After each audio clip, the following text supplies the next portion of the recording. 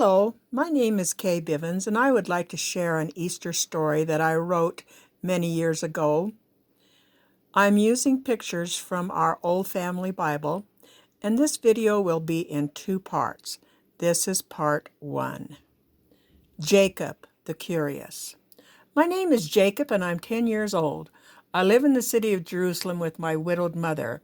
My father died when I was 5 years old, and our family is Jewish. I keep very busy helping my mother and playing in the streets with my Jewish friends. My mother calls me Jacob the Curious, for I seem to have a great curiosity to know all that is going on around us. She tells me every day that my curiosity will get me in trouble one day. It's a beautiful day in the city of Jerusalem. There's a great excitement in the city this week. This is the week of the feast of the Passover, and there are many people visiting in the city. My mother asked me to get some fresh palm leaves and get ready for Jesus Christ, the King of the Jews, to make his entry into the city. I stand in the street and watch all the people. I hear my name being called by one of the disciples of Jesus. He wants me to get the colt that is tied up in the village and bring the colt to him. I ask him, "What should I say if they ask me why I'm taking the colt?" He tells me to say that the Lord Jesus hath need of him.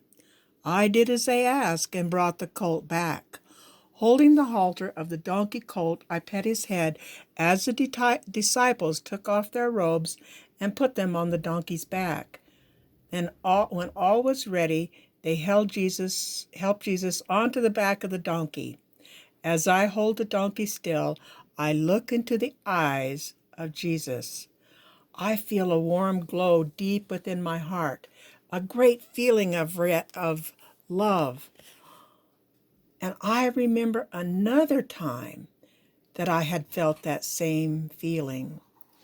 It was a while back when my mother had taken me to visit Jesus. He had taken me in his arms and blessed me. Many children had been blessed that day. Oh, I longed to have him bless me again. Jesus rode to the city gates and into the city of Jerusalem. The throng of people rejoiced and praised him in loud voice and laid the palm leaves before him and said, "Praise, blessed be the King that cometh in the name of the Lord, peace in heaven and glory in the highest." The next 2 days were very busy for Jesus as he taught the people by the use of parables to help them to understand his message from God. He cleansed the temple with the money changers for the second time. He was very angry with them. On Wednesday evening, Mary and Martha sent a messenger to my mother requesting 2 loaves of her very best bread. I was to deliver the bread as soon as possible to the upper room of their home. They said it was very important because Jesus was going to be there for the Last Supper. I hurried quietly up the stairs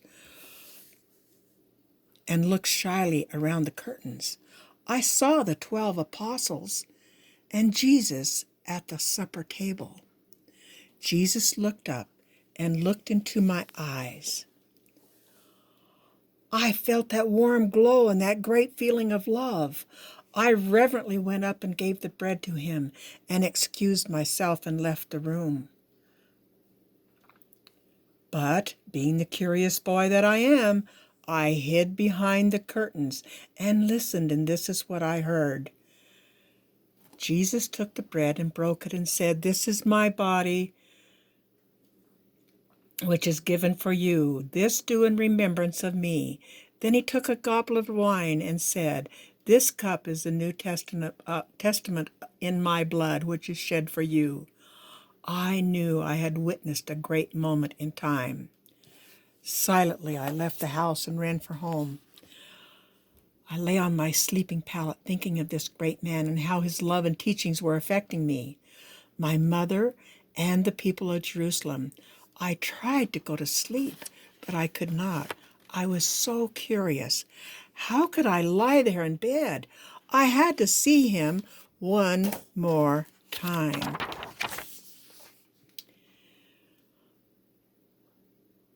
I crept quietly down the street when I saw Jesus and his disciples leave the house of Mary and Martha. I watched them go toward the Garden of Gethsemane. Jesus and the disciples were talking and did not see me quietly following them to the gate of the garden. The disciples waited by the gate, and Jesus went in by himself. Before long, the disciples fell asleep, and being very curious, I crept into the garden.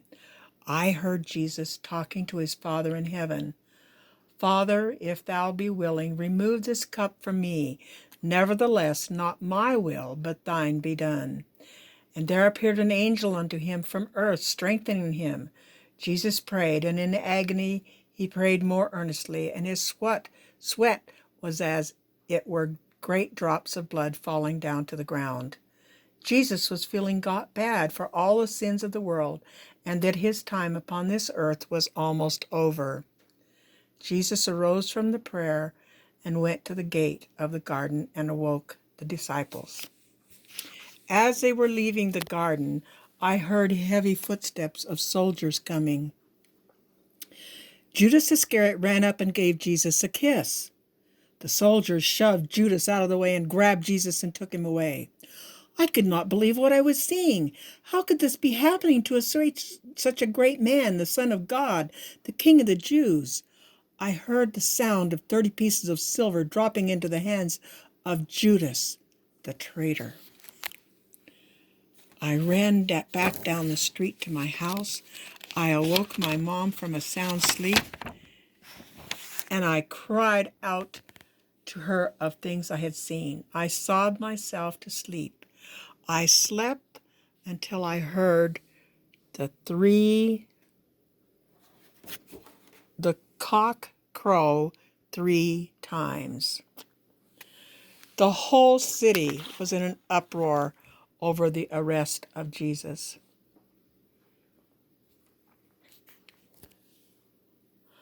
How could this be? What would happen to the Jews without their Lord? Who would take care of us and bless us and raise the dead and heal the sick? Has our God forsaken us?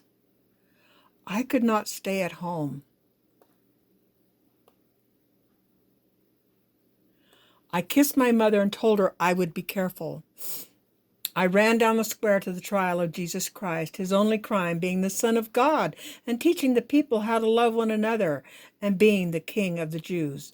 I heard so many things that day, some lies and half-truths, so confusing to my young mind that I did not understand that Jesus was going to be crucified on the cross. I heard people gasp with unbelief when Pilate gave Jesus the sentence of crucifixion, and then Pilate asked him again, Art thou King of the Jews? And he answered, Thou sayest it. The people that hated Jesus cheered and mocked him and cried out, Crucify him, crucify him. This is end of part 1.